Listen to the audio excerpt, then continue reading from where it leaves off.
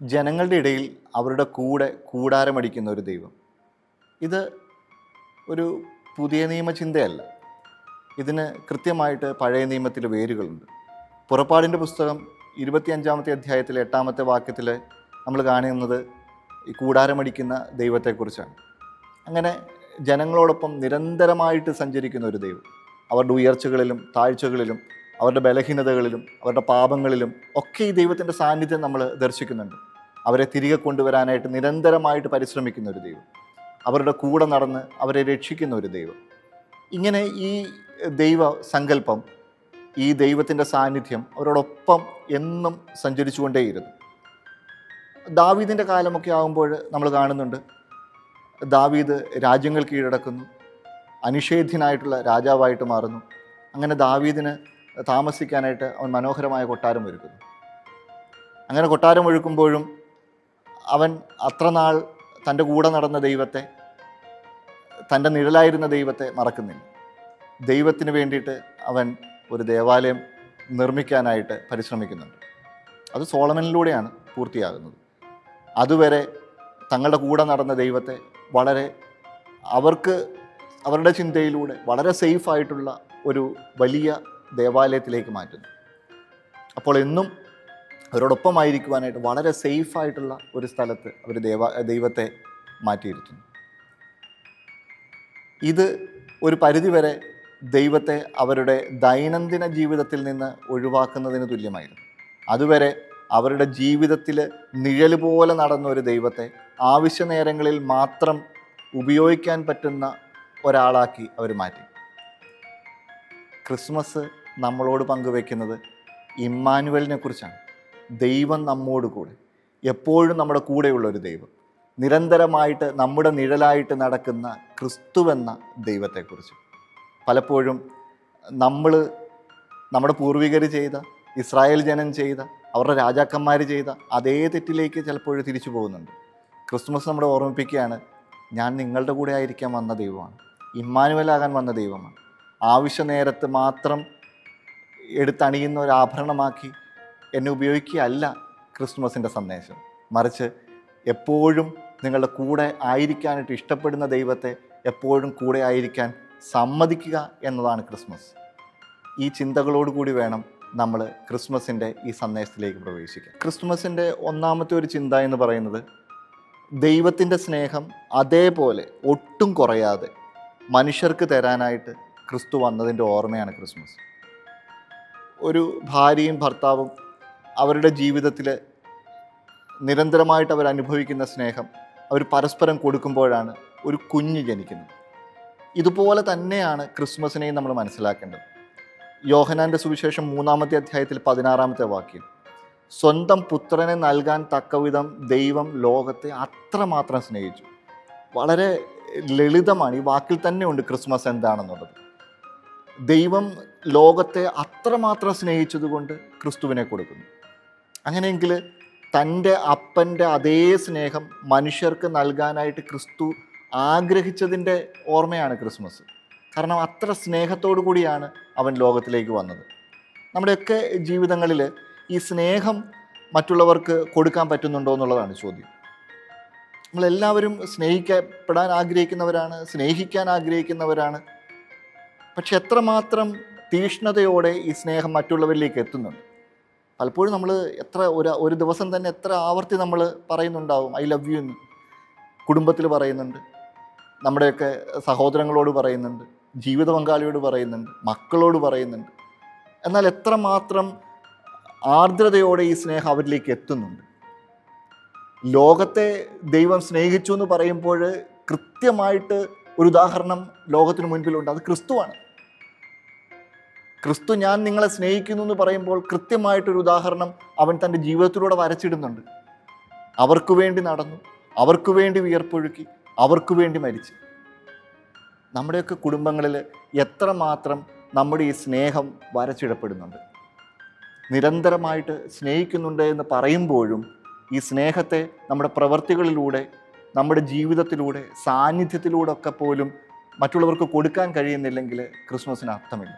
ക്രിസ്മസിൻ്റെ ഒന്നാമത്തെ സന്ദേശം ഇതാണ്, നമ്മുടെ ജീവിതങ്ങളിലൂടെ സ്നേഹത്തെ കൊടുക്കാൻ പറ്റണം, സ്നേഹത്തെ തൊടാൻ പറ്റണം, സ്നേഹത്തെ അനുഭവിക്കാൻ പറ്റണം, സ്നേഹത്തെ ജീവിക്കാൻ പറ്റണം. ക്രിസ്മസ് നമ്മളെ അതിന് പ്രചോദിപ്പിക്കട്ടെ. ദൈവം മനുഷ്യരുടെ ഇടയിൽ കൂടാരമടിച്ചു എന്നാണ് പറയുന്നത്. യോഹന്നാൻ്റെ സുവിശേഷത്തിൽ ഒരു വാക്യം ഇതിനോട് ചേർത്ത് വായിക്കേണ്ടത് വചനം മാംസമായി എന്നുള്ളതാണ്. അപ്പോൾ ദൈവം മനുഷ്യരുടെ ഇടയിൽ കൂടാരമടിച്ചു, അവരോടൊപ്പം വസിക്കുന്നു. കൂടാരത്തിന് അതിൻ്റേതായിട്ടുള്ള പ്രശ്നങ്ങളുണ്ട്. ഈ ക്യാമ്പിങ്ങിനൊക്കെ പോയിട്ടുള്ളവർക്കറിയാം. ഏതെങ്കിലും തുറസായ സ്ഥലത്ത്, ചിലപ്പോൾ അത് വനപ്രദേശങ്ങളായിരിക്കാം, മലമുകളായിരിക്കാം, അവിടെയൊക്കെ പോയി കൂടാരം അടിക്കുമ്പോൾ അതിന് ഒരേ സമയം വളരെ ഇൻട്രസ്റ്റിംഗ് ആണ്, എന്നാൽ അതേസമയം തന്നെ ഇതിന് അതിൻ്റേതായിട്ടുള്ള പ്രശ്നങ്ങളും ഉണ്ടാവാം. വന്യജീവികളുണ്ടാവാം, അവർ പ്രതീക്ഷിക്കാത്ത തടസ്സങ്ങളുണ്ടാവാം, പേടിപ്പെടുത്തുന്ന കാര്യങ്ങളുണ്ടാവാം.